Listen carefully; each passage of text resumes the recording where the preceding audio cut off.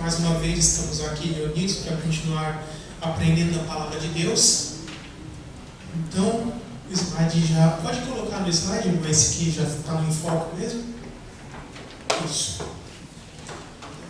Ontem nós abordamos desde a introdução até o capítulo 5 do livro, que era os sinais da volta de Cristo. Então hoje eu pretendo passar para os irmãos do capítulo 6 até o final. E com a graça de Deus vamos conseguir, mesmo com esse pouco tempo. Então, vou começar falando com o capítulo 6. É uma matéria que o nome dela é muito difícil, mas todo mundo já deve ter pensado um pouco a respeito, né? Ela se chama tanatologia. Alguém já ouviu essa palavra? Sabe o que quer dizer? Né? Thanatos, né? É o deus grego da morte. Então a palavra Thanatos em grego significa morte, né? É um estudo a respeito da morte, o que acontece após a morte. É isso que é a tanatologia. O capítulo 6 é destinado a explicar isso. Então, eu vou explicar essas palavrinhas aqui: Hades, Sheol, Geena e Tártaro, né? Em hebraico só existe som de G forte, por isso que é Geena e não Geena, tá? Então essa palavra Hades e Sheol, né? Hades é no grego, né, do Novo Testamento, e Sheol é no hebraico do Antigo Testamento. São sinônimos. O que será que significa essa palavra? Porque nas traduções mais antigas da Bíblia, principalmente as primeiras versões da Ferreira de Almeida, todas essas palavras aqui, Hades, Sheol, Geena, Tártaro, todas elas foram traduzidas por inferno, né? E isso é um erro de tradução, porque cada uma dessas palavras tem uma definição própria, tem um significado próprio, né? E Almeida acabou traduzindo tudo por inferno, acabou gerando uma confusão, porque existem trechos, por exemplo, para vocês terem uma ideia, em Gênesis 37, Jacó, ao receber a notícia de que o seu filho José teria morrido, né, ele achando que o filho morreu, fala assim: eu gostaria de descer ao Sheol para me encontrar com meu filho. Agora imagina traduzindo para o inferno. Jacó fala: eu queria ir para o inferno para encontrar com meu filho. Né? Você já percebe que tem alguma coisa errada. Né? Jó também, quando ele estava sofrendo, ele fala: gostaria de descer ao Sheol para me livrar desse sofrimento. Aí você traduz: eu queria ir para o inferno para me livrar do sofrimento. Né? Tem alguma coisa errada. Então, traduções mais modernas, como a NVI, por exemplo, a Nova Versão Internacional, que é a que eu utilizo, ela não traduz mais essas palavras, ela translitera. Então, por exemplo, onde está escrito Hades, você vai achar Hades. Onde está escrito Sheol, você vai achar Sheol. Ou se está outra palavra, ela vai ter uma letra que aponta para uma nota de rodapé escrito lá, do hebraico Sheol, né, para você ter uma noção de que termo significa. Porque a palavra inferno veio do latim, né, inferus, que significa o lugar de baixo, o lugar inferior. E o conceito que nós temos de inferno, não só nós aqui, nós talvez não muito meio evangélico, mas o mundo em geral tem de inferno, é aquele lugar, aquela definição católico-romana de inferno, que é um lugar onde tudo está pegando fogo, tem um monte de diabinho com chifre, com um rabo, tridente, vermelhinho, espetando as pessoas lá. Né? E pior ainda, muitos veem como sendo o reino de Satanás, sendo que na verdade o Satanás não é rei do inferno, porque Deus fez o inferno, e é um lugar de punição, inclusive para Satanás e seus anjos. Na verdade, inicialmente foi feito para Satanás e seus anjos. A humanidade só acaba indo para lá algumas pessoas por causa do pecado, mas originalmente o inferno não era para o homem, era para punir o diabo e seus demônios. Né? Então o diabo é mais um prisioneiro sofrendo lá, né? Será mais um. Então ele não é rei do inferno. Isso é uma questão que precisa ser bem esclarecida entre os irmãos. Um dos textos que eu considero mais claro para falar sobre essa questão desse mundo espiritual, esse lugar que a pessoa vai após a morte, é o texto de Lucas, capítulo 16, versículos 19 a 31. É a história do rico e o Lázaro, também conhecida como parábola do rico e o Lázaro. Mas é questionável se isso é uma parábola, porque o padrão que Jesus segue aqui é diferente das demais parábolas. Então isso leva a indicar que não é uma parábola, ou seja, não é uma história fictícia, mas que talvez tenha sido um fato real, que ele só narrou. Tá? Então, Lucas, capítulo 16, versículos 19 a 31. Eu vou ler aqui para os irmãos. Diz assim: Havia um homem rico que se vestia de púrpura e de linho fino, e vivia no luxo todos os dias. Diante do seu portão fora deixado um mendigo chamado Lázaro, coberto de chagas. Este ansiava comer o que caía da mesa do rico, até os cães vinham lamber as suas feridas. Chegou o dia em que o mendigo morreu, e os anjos o levaram para junto de Abraão. O Lázaro morreu, né? O rico também morreu e foi sepultado. No Hades, né, versículo 23 começa, no Hades, as traduções antigas aí deve estar inferno. Onde estava sendo atormentado, ele olhou para cima e viu Abraão de longe, com Lázaro ao seu lado. Então chamou: Pai Abraão, tem misericórdia de mim, e manda que Lázaro molhe a ponta do dedo na água e refresque a minha língua, porque estou sofrendo muito neste fogo. Mas Abraão respondeu: Filho, lembre-se que durante a sua vida você recebeu as coisas boas, enquanto Lázaro recebeu as más. Agora, porém, ele está sendo consolado aqui, e você está em sofrimento. E além disso, entre vocês e nós há um grande abismo, de forma que os que desejam passar do nosso lado para o seu, ou do seu lado para o nosso, não conseguem. Ele respondeu: Então eu te suplico, pai, manda Lázaro ir à casa de meu pai, pois tenho 5 irmãos. Deixa que ele os avise, a fim de que eles não venham também para este lugar de sofrimento. Abraão respondeu: Eles têm Moisés e os profetas, que os ouçam. Não, pai Abraão, disse ele, mas se alguém dentre os mortos fosse até eles, eles se arrependeriam. Abraão respondeu: Se não ouvem a Moisés e aos profetas, tampouco se deixarão convencer, ainda que ressuscite alguém dentre os mortos. Até aqui, irmãos. Então vamos analisar esse cenário que Jesus nos diz. Ele diz que havia um homem chamado Lázaro, né, e este era salvo, e um homem rico, que a Bíblia não diz o nome, e este não era salvo. E ambos morreram, e foram para esse lugar, essa dimensão dos mortos, que pode ser chamada de Hades. Tá? E lá, eles estavam no mesmo lugar, porém separados. A Bíblia diz que o rico olhou para o alto para enxergar a Lázaro. Então entendemos que seria mais ou menos assim: um lugar mais alto, um abismo separando, e um lugar mais baixo. O lugar mais alto é onde ficam os salvos. Estava ali o Lázaro com o pai Abraão. O pai Abraão aqui nessa passagem simboliza o próprio Deus Pai. Depois eu vou explicar isso. E no lado mais baixo, que é o dos não salvos, o rico. Então, esse mundo espiritual, chamado de Sheol ou Hades, é o lugar para onde toda pessoa vai quando morre, seja salva ou não salva. Porém, ele é subdividido. Tem a parte dos salvos, também chamada de paraíso, depois eu vou explicar, e essa parte dos não salvos, que geralmente é só chamada de Hades mesmo. Tá?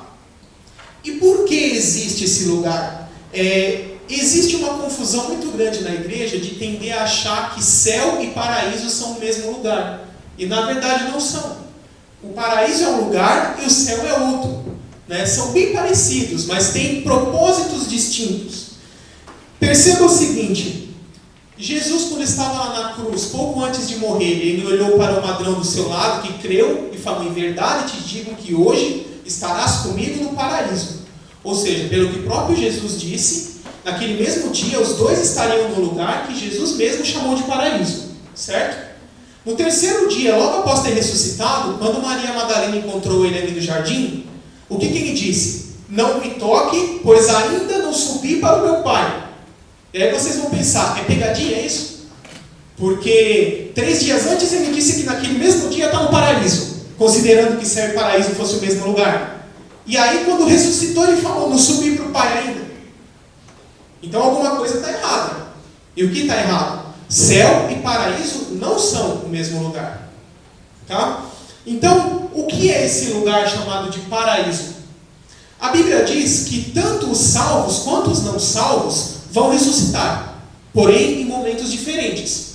Os salvos vão ressuscitar a primeira parte da igreja no ato do arrebatamento, e os santos do Antigo Testamento e mais os mortos durante a tribulação, no final da tribulação com a volta de Cristo. Tá? Esta é a primeira ressurreição, que é a dos salvos. Tá? As ressurreições primeira e segunda não são separadas exatamente por momento, mas por critério. Porque a primeira é só de salvos e a segunda é só de não salvos. Então se passará todo o milênio e no final do milênio todos os não salvos ressuscitarão para enfrentarem o julgamento do grande trono branco, o verdadeiro juízo final. Isso eu vou falar mais à frente, que é o capítulo 9. Mas então, qual é essa diferença? Jesus, pensa comigo assim, Deus habita no céu, chamada morada de Deus. Deus é o Deus vivo. Os anjos são seres vivos. Os 4 seres lá descritos no Apocalipse são chamados de seres viventes. Então eu te pergunto, pela Bíblia, tem alguma coisa morta no céu? Tudo que está no céu é vivo. Então não tem como ter gente morta no céu. Então é justamente para aí que tem o paraíso. Essa dimensão espiritual, subdividida entre salvos e não salvos, paraíso e Hades, ela é um local temporário onde os mortos aguardam a ressurreição. As pessoas ficam lá nesse período temporário entre a morte e a ressurreição. Então, na ressurreição, no momento do arrebatamento, aí sim, esses mortos, que é o que Tessalonicenses lá fala, os mortos em Cristo, eles ressuscitarão, receberão um novo corpo, um corpo imortal, indestrutível, glorificado, e aí sim Cristo vai pegar eles e levar para o céu. Porque pense comigo, se quem morresse já iria para o céu direto, por que Jesus fala em Tessalonicenses que os mortos vão ressuscitar para se encontrar com Jesus nos ares e aí ir para o céu? Se ele já estivesse no céu, ele ia ressuscitar para voltar no mesmo lugar que ele já estava antes? Não faz sentido nenhum, certo? Então isso já comprova que enquanto está morto, ele não está no mesmo lugar que ele vai ficar após a ressurreição. Por quê? Porque para o céu só vai vivo. Vivo implica em ter um corpo, seja um corpo espiritual, um corpo glorificado ou não. Tá? Mas enquanto a pessoa está morta, ela é só uma alma. Ela não tem mais o corpo foi destruído, o corpo físico. Então só após a ressurreição a pessoa vai para o céu. Tá? Então, essa é a diferença do paraíso e o Hades para o céu. Mas você pergunta, tudo bem, após a ressurreição o salvo vai para o céu. Mas então o inferno não existe? Ele existe. Tá? O lugar dos não salvos já é um lugar de sofrimento, um lugar de dor, um lugar ali de pavor. Mas, após a segunda ressurreição, quando o não salvo ressuscitar, o que a Bíblia diz em Apocalipse 20? O não salvo vai ressuscitar para ser julgado, condenado e aí lançado no lago de fogo. Esse lago de fogo, em Apocalipse, é o mesmo lugar que Jesus chama de Guiena, quando ele vai falar a respeito do lago de fogo. Tá? Jesus usa a palavra Guiena. Eu explico no livro, esse termo Guiena veio do Vale de Rinom, que fica ali perto de Jerusalém. Por quê? Porque ele era usado como um lixão. Então esse lixão, as coisas ali se decompunham, apodrecia, tinha os gases que se formavam, mau cheiro, os vermes, o sol quente do deserto às vezes fazia os gases pegar fogo, então tinha lugares que ficavam pegando fogo. Para ajudar a queimar os lixos, para destruir logo, o pessoal jogava enxofre ali junto para potencializar o fogo. Então, quando Jesus fala que o inferno no fim dos tempos será um Guiena, ele se utilizou desse cenário, desse lixão que o povo de Jerusalém conhecia, para falar, o inferno vai ser semelhante a isso. Tá? Eu explico isso no livro. Então, somente no final dos tempos, após o milênio, quando os não salvos ressuscitarem, aí que, digamos assim, vai ter um inferno de verdade. Sabe quem vai inaugurar o lago de fogo, o verdadeiro inferno? Tem 2 ali que vão inaugurar. Porque o inferno já existe, ele só não foi inaugurado, o lago de fogo, atualmente. Porque quem morre vai para o Hades. Então esse negócio de morreu vai para o inferno, morreu vai para o céu, os dois estão errados. Morreu vai para o paraíso, se for salvo. Morreu não salvo, vai para o Hades. Tá? Então, quem vai inaugurar o inferno são 2. O anticristo e o falso profeta. Quando? Quando Jesus voltar. No final da tribulação. Tá? Lá, se não me engano, Apocalipse 19 e 20. Fala lá que Jesus, na sua vinda, pega o anticristo e o falso profeta e lança no lago de fogo. Onde eles ficarão ali para sempre, porque o lago de fogo não tem volta. Ele é um lugar definitivo. Tá? E depois eu vou explicar outras questões. Por exemplo, o anticristo e o falso profeta são lançados direto no lago de fogo. Já o dragão, Satanás, é lançado no abismo do Hades. Por quê? Por que essa diferença? Vocês vão saber mais à frente. Pode passar o próximo slide. Aliás, Mas volta um, por favor, esqueci de falar o Tártaro. E esse outro lugar, Tártaro, né? Pedro, quando vai falar em sua carta, ele fala a respeito desse lugar, Tártaro, né? No original está ali. Ele nos explica que Deus reservou um lugar para aprisionar alguns anjos caídos. E esse lugar ele chama de Tártaro. Eu explico no livro que, pela própria definição desse lugar, ele não pode nem ser o Sheol, o Hades, e nem ser o Gehenna. Ele é um terceiro lugar, né? Teólogos como Strong, por exemplo, o dicionário de Strong diz que o abismo do Hades, que faz essa separação entre salvos e não salvos, o fundo desse abismo é o Tártaro. E lá Deus aprisionou alguns anjos caídos, reservando eles direto para o juízo final, onde serão condenados e lançados no lago de fogo. O motivo de Deus ter aprisionado aqueles anjos, e não todos os caídos, não é explicado na Bíblia. Mas alguns interpretam que seriam anjos muito poderosos, por exemplo, que se fossem soltos na terra causariam grande destruição. Né? E alguns interpretam também, quando se fala ali em Apocalipse que foi aberto o abismo e dali subiu os gafanhotos, alguns interpretam que é Deus libertando esses demônios do Hades, do Tártaro, tá? Para que eles destruam a terra durante a tribulação. Então Deus utilizando a fúria desses demônios como ferramenta de julgamento para a humanidade durante a tribulação. Mas isso é uma área já especulativa. A Bíblia não é totalmente explícita a esse respeito. Porque uma coisa que eu faço questão de marcar no meu livro é o seguinte: o que a Bíblia revela explicitamente, eu coloco o que é. O que pode ser, que é uma especulação, eu deixo claro, mais provável que seja isso, mas eu não bato o martelo de dizer é isso, porque a Bíblia não nos revela tudo com detalhes, revela o mais importante para a gente saber, mas algumas questões, principalmente na escatologia, são especulativas, não dá para a gente ter certeza absoluta. A gente pode ter assim, a teoria mais provável, mas não é absoluto que seja aquilo, tá? Pode passar o próximo slide. E agora chegamos no tão esperado capítulo 7. A tribulação.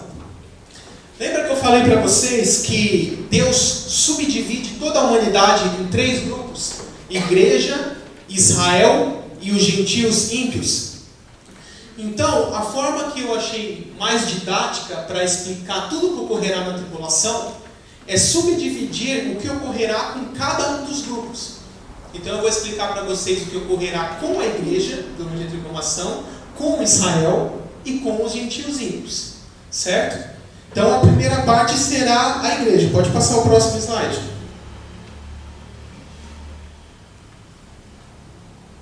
A igreja, conforme a visão pré-tribulacionista, será arrebatada pouco antes do início da tribulação. Ou seja, quando a tribulação começar, a igreja já vai estar no céu.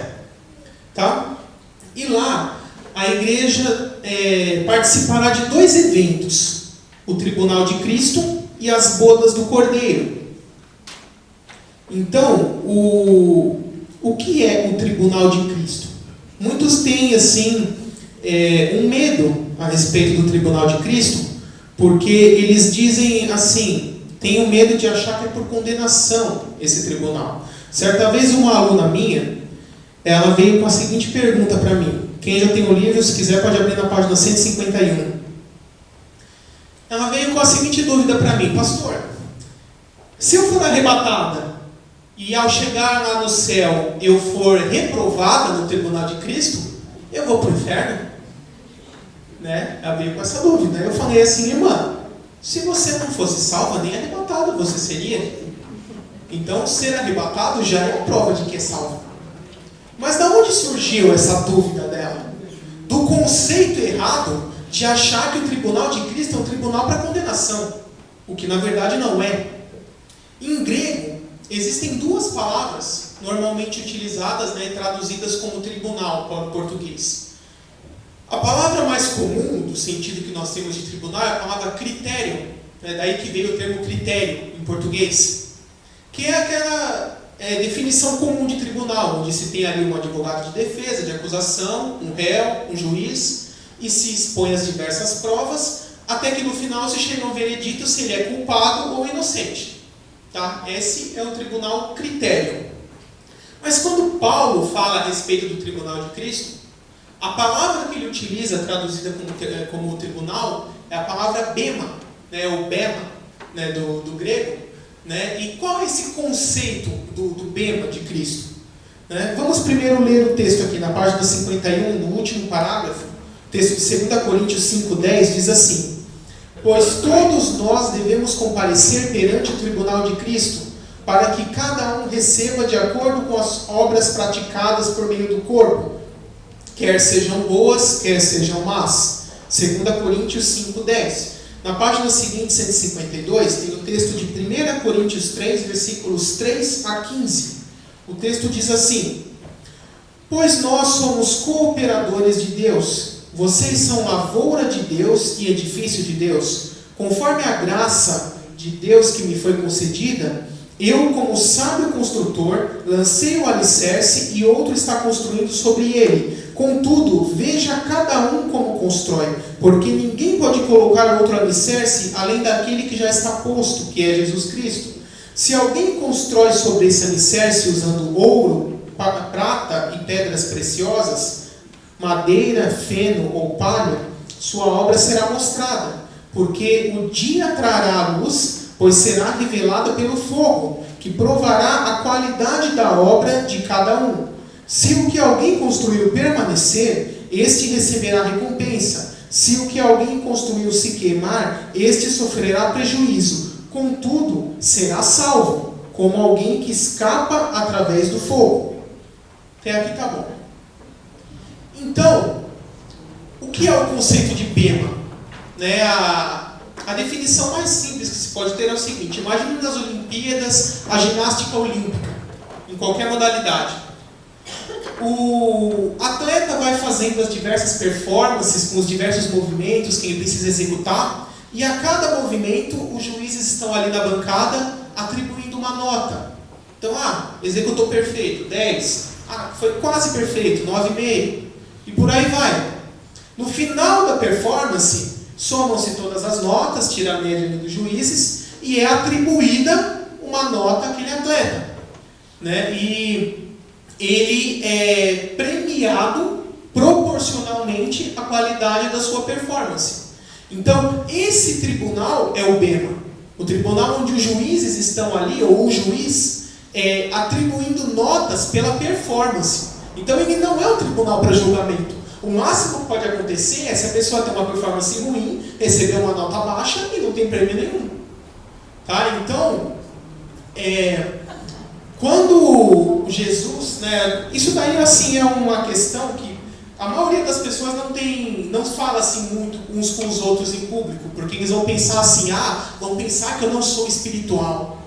Né? Mas a maioria de nós já deve ter pensado o seguinte: se a salvação é pela graça, através da fé, e não por obras, como ensinam outras religiões, qual é a vantagem do cristão praticar boas obras? Aí você pode me dizer assim, é uma ordenança de Cristo. Com certeza, então temos que fazer por obediência. Mas o cristão ganha alguma coisa praticando obras? E eu digo que sim. E quando isso será provado? No tribunal de Cristo. Então a salvação é pela fé, mas o galardão que cada um receberá é proporcional às obras. E não só a obra em si, mas a motivação com que você fez a obra. Porque muitas vezes a pessoa faz uma boa obra, mas motivada assim pela glória própria, porque ele fica famoso, por orgulho, com a intenção de ficar rico, e diversas intenções que não são as mais adequadas. Então Cristo, como conhece os pensamentos, analisará tudo isso. Então é para isso que serve o tribunal de Cristo. Após o arrebatamento, os santos da igreja serão individualmente avaliados sobre todas as boas obras que fizeram na terra, e também suas motivações. E proporcionalmente a essa nota, cada um receberá o seu galardão, né, a sua premiação. A analogia que Paulo usa aqui, ele trabalha com um construtor que utiliza diversos materiais. Então os materiais corretos, né, ouro, prata e pedras preciosas, quando vem o fogo, que seria a análise, né, o critério, o julgamento, ele se purificará, não sofrerá dano. Mas quem constrói com a motivação errada, né, palha, feno e madeira, quando vier o fogo, se queimará tudo. Ou seja, aquelas boas obras não vão contar para nada. E a pessoa não terá galardão. Mas o próprio texto diz, contudo será salvo, como um que vem pelo fogo. Então é mais ou menos assim, a porta está quase fechando, a pessoa vem correndo, correndo, correndo e pula. Né? Então pegou no último segundo, mas foi salvo. Tá? É esse o conceito, assim. Então esse é o tribunal de Cristo.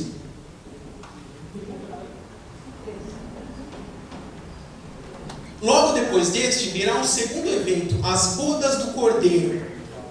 Deus faz uma analogia entre Jesus e a igreja como o noivo e a noiva. Né? Então, no momento do arrebatamento, Jesus terá a sua união definitiva com a noiva.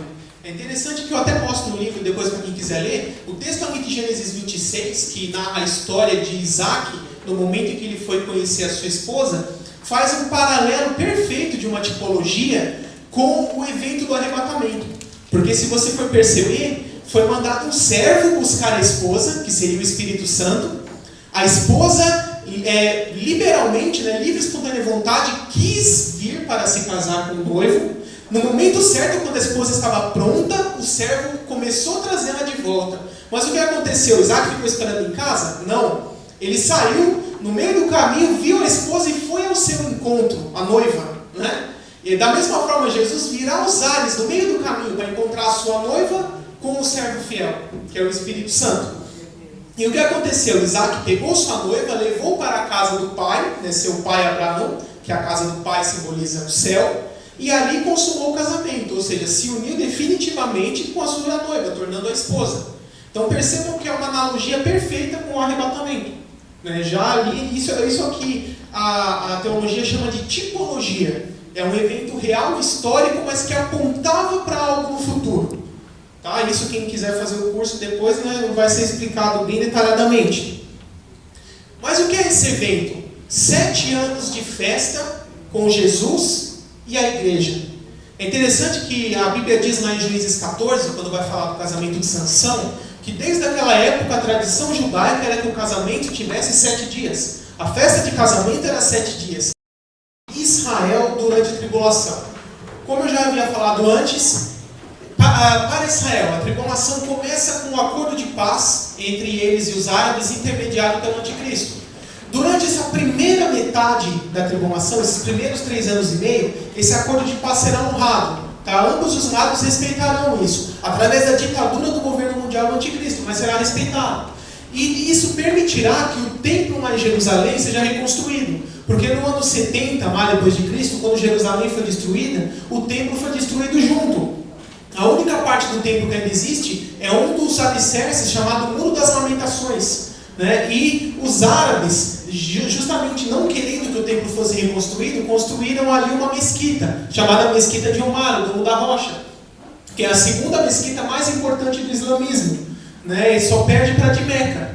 E ainda piorando a situação, há mais ou menos um século atrás, eles inventaram a lenda de que Maomé ascendeu aos céus lá, naquele mesmo lugar. Né? Que eles têm essa lenda de que o profeta Maomé ascendeu aos céus lá, né? Nessa mesquita ali em Jerusalém. Então, tudo isso torna esse local sagrado demais para o islamismo. Né? Então, você surge essa pergunta, mas como vai fazer então? Porque o templo tem que ser reconstruído lá, que foi o lugar que Deus mandou. E tem uma mesquita do islamismo ali, a segunda mais importante. Se derrubar a mesquita para construir o templo, é guerra. E como que Israel vai encarar uma guerra contra todo mundo árabe de uma vez? Não dá. Então, qual é o mais provável que vai acontecer? Depois, se você quiser, olha na sua casa, lá, entra no Google Maps, digita lá, Jerusalém. Aí você vai ver um mapinha em cima assim da cidade velha, vai ter um retângulo assim que é o Monte Moriá, né, onde fica o templo. Você vai ver assim, do lado esquerdo tem a mesquita e do lado direito aqui tem um jardim e uma construçãozinha que é um museu, tá? Se você observar, a mesquita sozinha não chega a ocupar nem metade do terreno, quase metade. Então qual que é o mais provável? Demolir um jardim, um museu é facinho, é só fazer em outro lugar.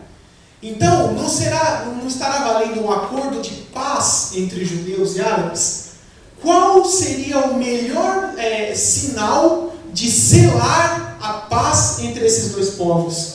do que construir o templo judaico ao lado da mesquita muçulmana, onde unificando os dois ali de forma, um adora aqui, o outro adora ali, e está tudo certo. Olha o marketing, olha o tamanho do marketing nisso. Agora imagina o resto do mundo, vê esse líder mundial conseguir fazer isso acontecer. Ele é o Messias, não tem como duvidar, mas é o anticristo. Então, atualmente, o mais provável é que o templo judaico vai ser construído ao lado da mesquita, nesse lugar onde atualmente é um jardim e um museu, porque cabe. É só medir certinho ali que cabe. Tá? Então, esse templo será reconstruído durante essa primeira metade da tribulação. Mas a Bíblia diz lá em Daniel 9:27 que no meio desses 7 anos, o anticristo quebrará o seu acordo, mandará cessar os sacrifícios e as ofertas que já estarão sendo feitas no templo, se assentará, juntando com 2 Tessalonicenses 2, se assentará no templo, no trono do templo em Jerusalém, dirá a todos que ele é Deus e obrigará a todos que o adorem, e quem não adorar vai ser perseguido e morto. Aí que o bicho vai pegar. Então, nesse momento, os judeus vão perceber, opa, Messias jamais faria isso. Então, esse homem que nós cremos que era o Messias, não é o Messias. E aí, como ele já terá o apoio de todo mundo, eles serão obrigados a fugir para o deserto. E é isso que explica a simbologia de Apocalipse 12, da mulher e o dragão. É a nação de Israel fugindo para o deserto e sendo perseguida pelo anticristo com seu império. Por isso que a Bíblia fala que e Deus deu asas para a mulher fugir para o deserto, onde será sustentada por 1260 dias, ou seja, 3 anos e meio. A segunda metade da tribulação, o povo de Israel será fugitivo no deserto da Palestina, fugindo do anticristo e seu império. Né? E qual é o objetivo de Deus com isso? Né? Paulo nos fala em Romanos 11 que no final, após a conversão, todo Israel será salvo. Tiago também nos fala lá em Atos 15, no Concílio de Jerusalém, que na atual dispensação Deus se voltou para os gentios para formar um povo dentre todas as nações, mas que quando essa missão estiver terminada, ele vai se voltar novamente para os judeus, para que a nova aliança com os judeus também se cumpra. Né? Quem depois estudar o capítulo 2 vai ver o que é a nova aliança. Ela promete arrependimento, perdão e restauração espiritual e depois comunhão com Deus para toda a nação de Israel. Isso implica que crer em Cristo como único Senhor e Salvador. Então, é nessa segunda metade da tribulação que, mediante esse sofrimento, essa perseguição, eles se arrependerão de terem crido nesse falso Messias. E aí eles vão lembrar, há mais de 2000 anos atrás, veio um dizendo que era o Messias e nós não cremos. E nós entregamos ele aos romanos para ser crucificado. Né? Por isso que Jesus disse lá em Mateus 23, Jerusalém, quantas vezes eu quis proteger você como uma galinha protege os seus filhotes, mas você não quis. E por causa disso veio destruição. Mas esse é o momento em que Deus preparou para Israel se converter. E tem uma profecia que eu acho muito linda, muito impressionante, lá em Zacarias 12, que fala a respeito desse momento onde Israel reconhecerá o verdadeiro Messias. Zacarias é o penúltimo livro do Antigo Testamento, Malaquias e Zacarias. Zacarias 12. Essa profecia é tão impressionante porque ela fala a respeito de como será a segunda vinda antes de ter ocorrido a primeira, semelhantemente a Daniel, porque em Zacarias foi escrito mais ou menos 400 antes de Cristo, e ela fala a respeito da segunda vinda e ainda menciona que na vinda anterior o Messias tinha sido morto e crucificado 400 anos antes de Cristo. E diz assim, deixa eu encontrar aqui o versículo exato.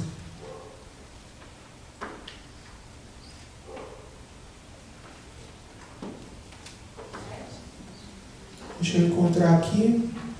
Não, ele fala, olharão para aquele a quem transpassaram.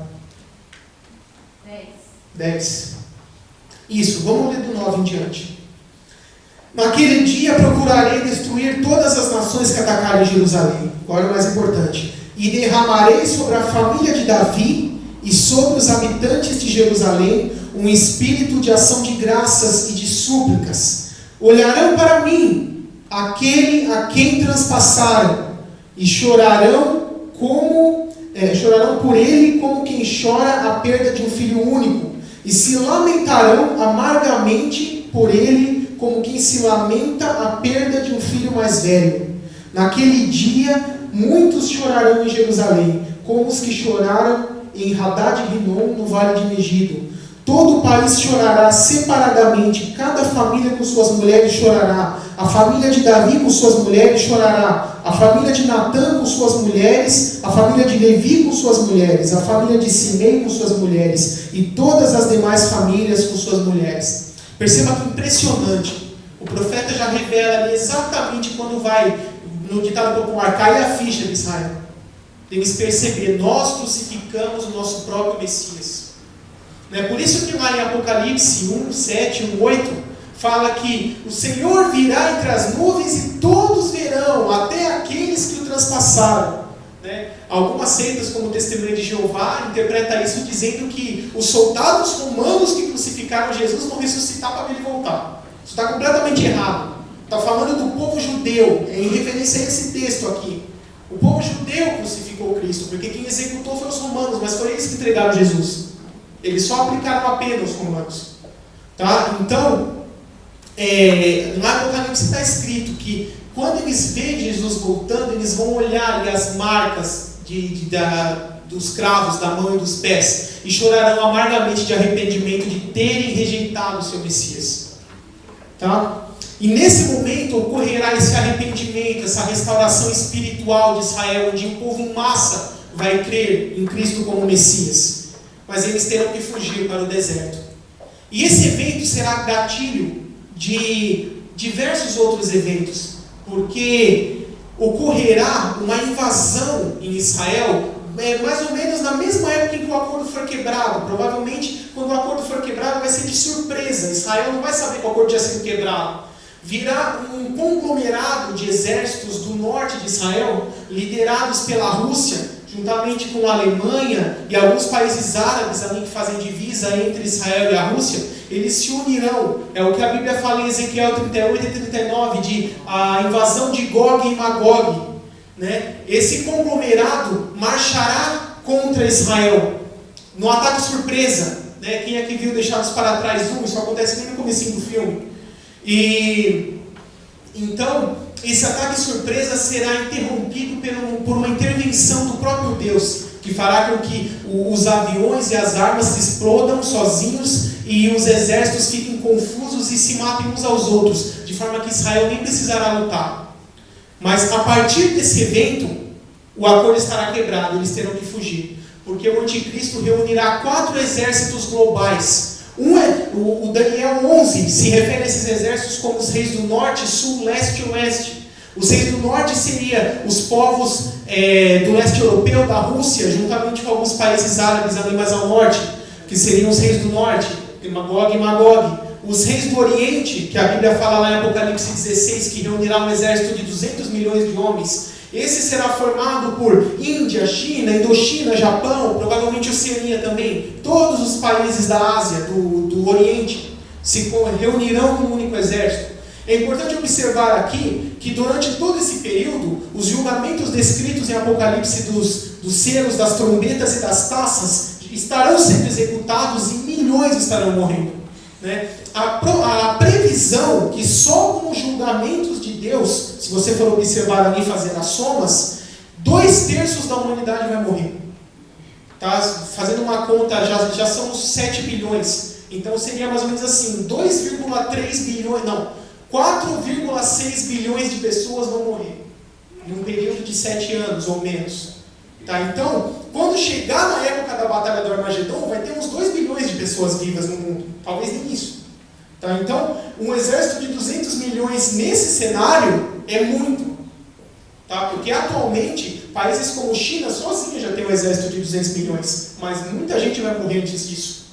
E essa será provavelmente a terceira guerra mundial. Por que eu digo terceira? Isso é especulação também. Mas atualmente, se houver uma guerra mundial antes dessa, não sobra mundo para contar a história, porque todo país tem arsenal nuclear.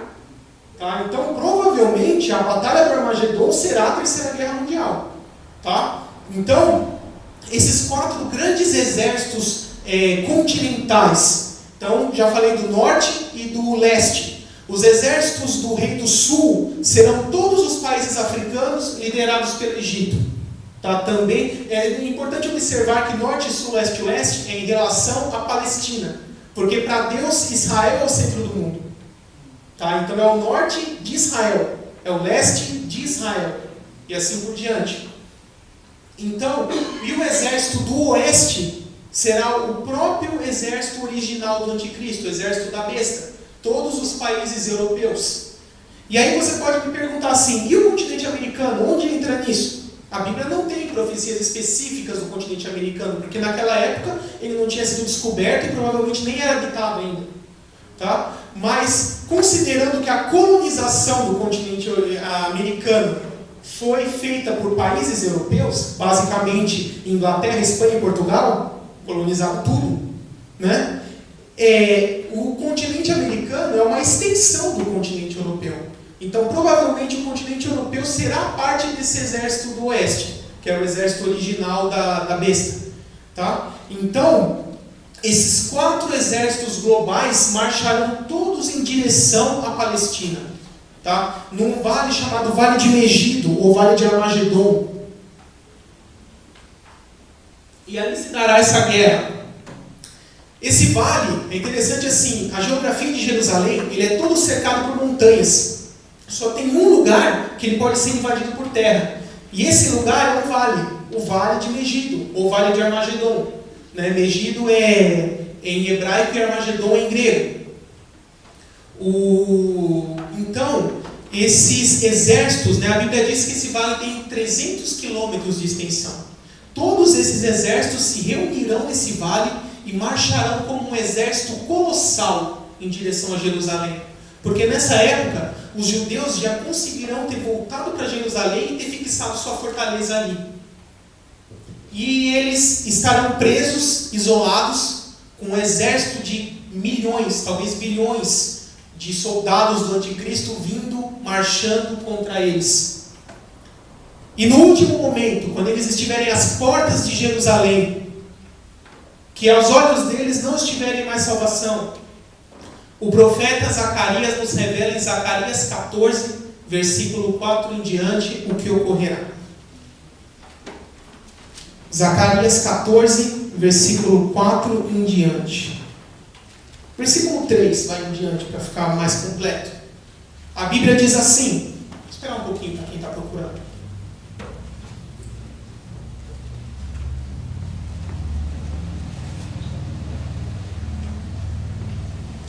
A Bíblia diz assim, Zacarias 14, 3. Depois o Senhor sairá para a guerra contra aquelas nações, como ele faz em dia de batalha. Naquele dia, os seus pés estarão sobre o Monte das Oliveiras, a leste de Jerusalém, e o monte se dividirá ao meio, de leste a oeste, por um grande vale. Metade do monte será removido para o norte e a outra metade para o sul. Vocês fugirão pelo meu vale, entre os montes, pois ele se estenderá até Azel. Fugirão como fugiram do terremoto nos dias de Uzias, rei de Judá. Então o Senhor, o meu Deus, virá com os seus santos, que são a igreja. Lembra que eu falei? Jesus volta com a igreja, já glorificada.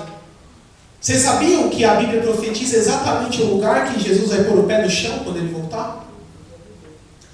Lá em Atos 1, quando Jesus sobe aos céus e aparecem 2 anjos de fama, da mesma forma que vocês viram Jesus subir e vai voltar, não é só a mesma forma, é o mesmo lugar.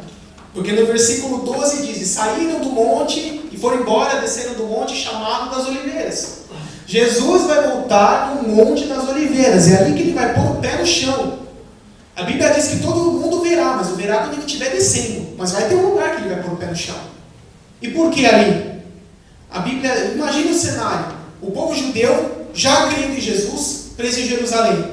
Aqui, pelo oeste, o exército vindo, o anticristo. Em volta, tudo montanha. E aqui ao leste, o Monte das Oliveiras.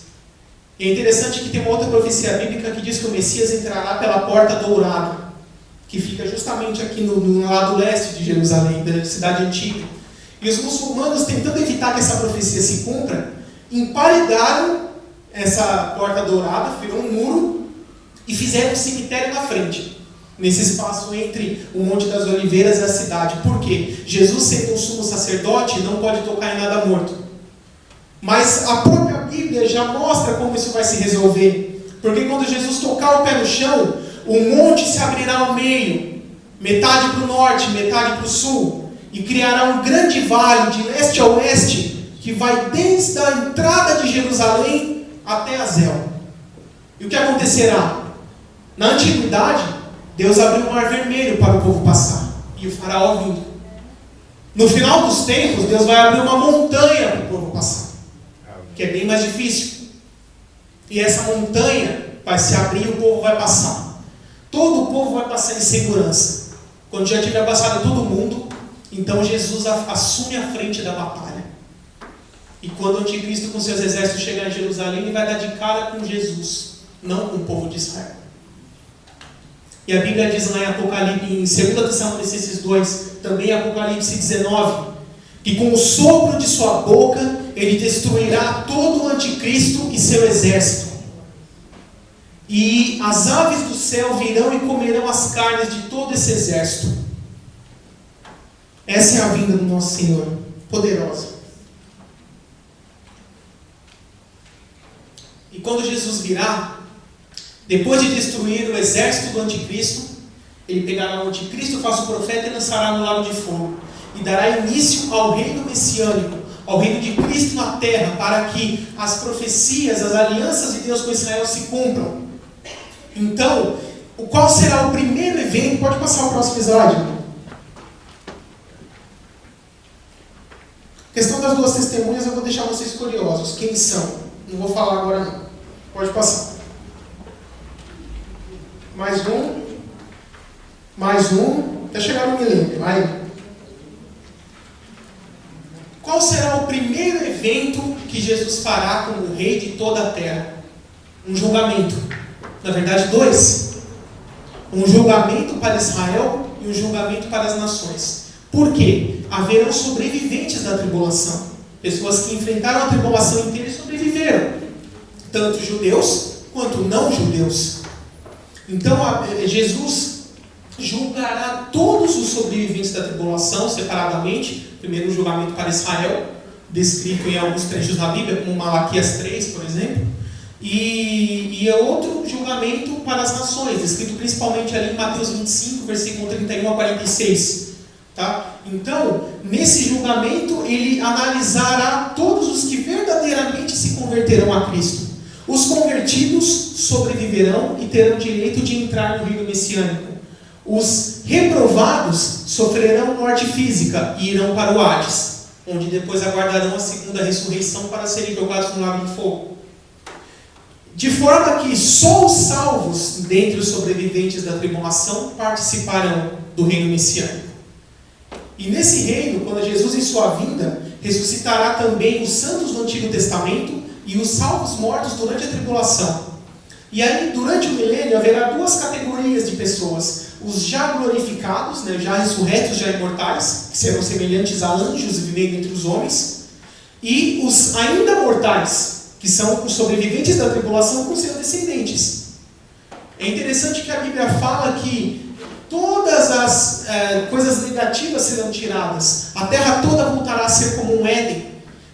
Existem três influências que fazem o homem pecar. A carne, que é a nossa própria tendência caída. O mundo, que é a sociedade mundana que nos incentiva a pecar. E o diabo, que nos tenta, que nos faz pecar. O diabo será amarrado no abismo do Hades, não estará presente. O mundo não também terá influência negativa, pois Cristo estará no governo. Então a única coisa que pode fazer alguém pecar durante o milênio é a carne, é a sua própria natureza caída. E a Bíblia fala que aquele que pecar durante o milênio, dentre os mortais, morrerá. Os que não pecarem durante o milênio, sobreviverão o milênio todo. Viverão até 1000 anos, contando com a primeira geração. Num reino de paz, prosperidade, alegria, justiça, com Cristo reinando fisicamente com seu trono em Jerusalém. E mais, a Bíblia diz aqui no finalzinho de Zacarias 14, anualmente as nações terão que mandar representantes para adorar Cristo em Jerusalém. E a nação que não fizer isso, Deus não permitirá que chova na terra deles. E além disso, eles serão afligidos com as mesmas pragas que Deus afligiu o Egito na época de Moisés. De forma que Cristo reinará com cetro de ferro. Ou seja, para aqueles que o amam e querem servi-lo, será muito bom. Mas aqueles que não servem de coração vão ter que servir na marra. Porque está profetizado que todo joelho se dobrará e toda língua confessará que Ele é o Senhor. Querendo ou não, esse será o reino de Cristo na terra.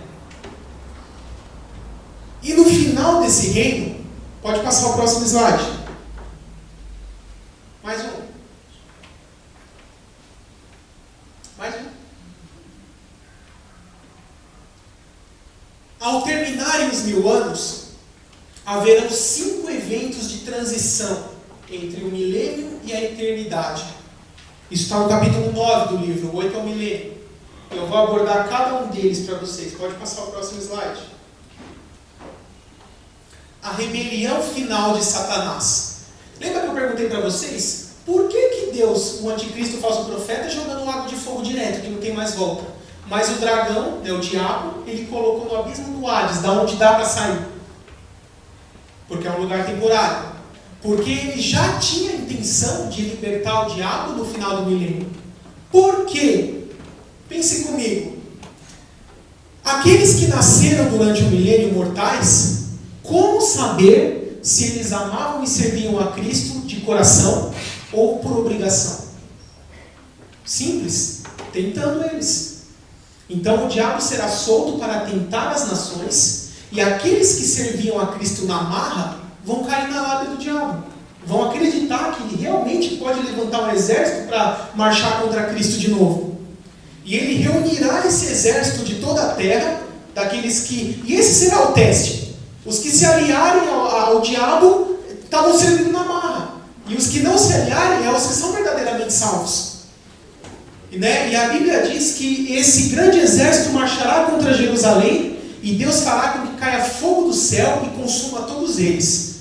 Então, depois que o diabo já serviu mais uma vez como instrumento de Deus na marra, para Deus fazer o que Ele quer, aí sim pode jogar no lago de fogo. E aí a Bíblia fala lá em Apocalipse 20, versículo 10, se não me engano. Aí pega o diabo e joga no lago de fogo, porque agora não serve mais para nada. Ele ainda tinha mais um servicinho para ele, agora não tem mais nada. Pode ir. Então, depois disso, o próximo evento, pode passar o próximo slide. A destruição da antiga criação. Ontem um pastor aqui da igreja leu para a gente o texto lá de 2 Pedro 3, onde no versículo 15 fala que os elementos se desfarão, destruindo essa criação. Essa criação nossa aqui está fadada à destruição. Porque quando Adão pecou, Deus disse lá em Gênesis 2, maldita é a terra por sua causa. O pecado contaminou toda a criação. De forma que no milênio será suprimida essa maldição, mas não totalmente retirada, porque não dá para retirar.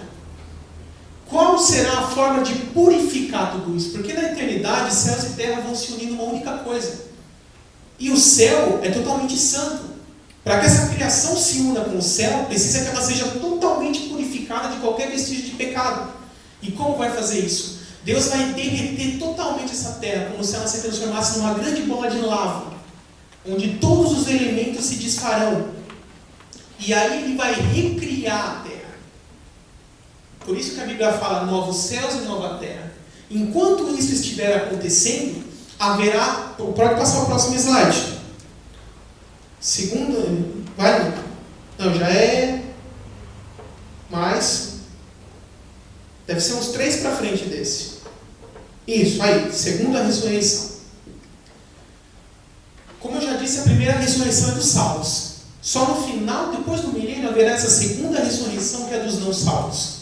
E por que Cristo vai ressuscitar os não salvos? Lembra que eu falei? Enquanto se está no Hades, que é essa dimensão espiritual, a pessoa não tem corpo, ela só tem a alma e sua consciência, como se fosse um fantasminha. E aí você me pergunta, o lago de fogo é real? Eu te digo, é real. Não vai ser uma sensação mental de que você está queimando. Você não, aqui ninguém, em nome de Jesus. De quem não for salvo. Então, por quê? A pessoa vai ressuscitar. Na segunda ressurreição, ela vai receber corpo de novo. E o corpo do não salvo também é imortal, no sentido de não ser destrutível. E quando a pessoa for lançada no lago de fogo, ela vai ter corpo. Ou seja, ela vai sentir constantemente a sensação do corpo inteiro pegando fogo. E o corpo não vai se consumir. Ela vai sentir isso eternamente. Perceba que o inferno não é brincadeira. É muito sério, porque aqueles que rejeitaram a Cristo e seu sacrifício, o destino é esse. Então, todos os não salvos ressuscitarão na segunda ressurreição. Pode passar o próximo slide. Serão julgados no julgamento do grande trono branco. Esse é o verdadeiro juízo final. Julgamento do grande trono branco. Esse é o verdadeiro fim dos tempos. É o fim do fim. Porque vocês já perceberam que da onde nós estamos agora vai ser pelo menos mais 1007 anos até chegar no fim mesmo das coisas. Tem muita coisa ainda para acontecer. Então, Deus julgará individualmente cada um dos não salvos. Né? Muitos costumam dizer assim, que é como se cada um visse um filminho da sua própria vida, e Deus, como é justo, Ele não vai julgar de uma forma arbitrária. Ele vai mostrar na vida de cada um todos os momentos em que foi pregado o Evangelho para aquela pessoa e ela rejeitou. Vai mostrar todos os pecados que ela cometeu. E pela própria vida da pessoa, quem julga é a palavra. Ela vai mostrar que ela era pecadora e rejeitou a Cristo. E como João diz, lá em João 3,16, quem crê e for batizado será salvo, quem não crê já está condenado, no versículo 18. Por isso que Deus amou o mundo de tal maneira que mandou o seu único Filho, para que todo aquele que ele crê não pereça, mas tenha vida eterna. Tá? E depois no versículo 18 diz, quem crê e for batizado será salvo, quem não crê já está condenado. E isso é o destino final. Então, cada um será lançado no lago de fogo. Pode passar para o próximo slide. E depois que todos os da segunda ressurreição já estiverem no lago de fogo, pensem comigo, o Hades, a dimensão espiritual, onde os mortos aguardavam a ressurreição, não vai mais servir para nada, certo? Porque todos os salvos já ressuscitaram, todos os não salvos também, e não tem mais ninguém mortal para morrer e ir para lá. Certo? Não? Certo. Isso, está vazio. E olha que interessante, a Bíblia diz lá em Apocalipse 20, no finalzinho, que depois que a segunda ressurreição ocorreu e... Deixa eu ver aqui. Versículo 14. Então, a morte e o Hades foram lançados no lago de fogo. O lago de fogo é a segunda morte. Quer dizer, o propósito dessa dimensão temporária já vai ter acabado. Então Deus destrói ela. Não serve mais para nada. E mais alguém ainda vai morrer? Não tem ninguém mortal. Mais mortal. Todo mundo já está no seu destino definitivo, seja o céu ou o lago de fogo. Então, simbolicamente, a morte é jogada no lago de fogo. Não tem mais morte. Por isso que Paulo fala aos Coríntios, o último inimigo a ser derrotado é a morte. Depois que já foi o diabo, já jogou todo mundo, já destruiu o Hades, a morte morre. Você vê que legal? Deus vai matar a morte. Já viu isso? Vai acontecer. Então, terminou o julgamento. E aí Deus fará novos céus e nova terra. Recriando céus e terra, vai unir céus e terra numa única dimensão, onde todos os salvos viverão para sempre, em paz, alegria e harmonia. Muitos poucos textos existem a respeito da eternidade. É muito difícil ao ser humano conceber como será a eternidade, porque a nossa natureza, enquanto nesse corpo, é terrena. Então é muito difícil conceber na mente do ser humano como será a eternidade. Mas tem um texto que eu gosto muito que, para mim, ele resume tudo isso. Deus diz assim: nem olhos viram, nem ouvidos ouviram, nem jamais entrou no coração humano o que Deus tem preparado para aqueles que o amam. Pode passar o próximo slide. Então, qual é a conclusão disso? A Bíblia nos revela com clareza como será o futuro. Resumindo, podemos dizer que no final, todo pecado será punido. Satanás e seus anjos caídos serão definitivamente derrotados. Isso eu esqueci de comentar, tá? Logo após a humanidade ser jogada no lago de fogo, os não salvos, os anjos caídos também serão julgados e jogados no lago de fogo, logo em seguida. Todos juntos no mesmo julgamento. Todos aqueles que entregaram suas vidas a Cristo e foram fiéis a Ele, receberão o prêmio da vida eterna. Em contrapartida, aqueles que o negaram serão atormentados no sofrimento eterno. Pode passar. Existe alguém no nosso meio aqui que ainda não entregou sua vida para Jesus como único Senhor e Salvador? Geralmente não tem mesmo. Porque quem não é crente vem aqui e morre de medo quando ouve essas coisas. Mas de qualquer forma, eu sempre gosto de fazer um apelo. Eu costumo sempre fazer um apelo nessa hora para alguém que não tem entregado a vida para Jesus. Mas aqui, creio que todos são salvos em nome de Jesus. Então pode passar. Mais um.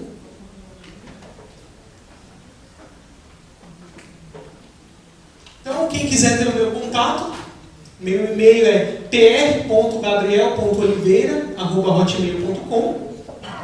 Eu participo de 2 comunidades do Orkut. Dessa comunidade Manual Prático de Escatologia, que é o nome do livro, eu sou o dono. Tá? Esse é um canal online para que todos aqueles que leram e estão lendo o livro possam tirar as suas dúvidas. Vocês leram tal parte do livro e tem dúvida? Vira membro da comunidade e posta lá. Pastor Gabriel, estou com dúvida nisso, nisso, nisso. Eu olho diariamente essas 2 comunidades. No mesmo dia ou no dia seguinte vai ter a resposta lá para você. Certo? Inclusive, essas apresentações estão sendo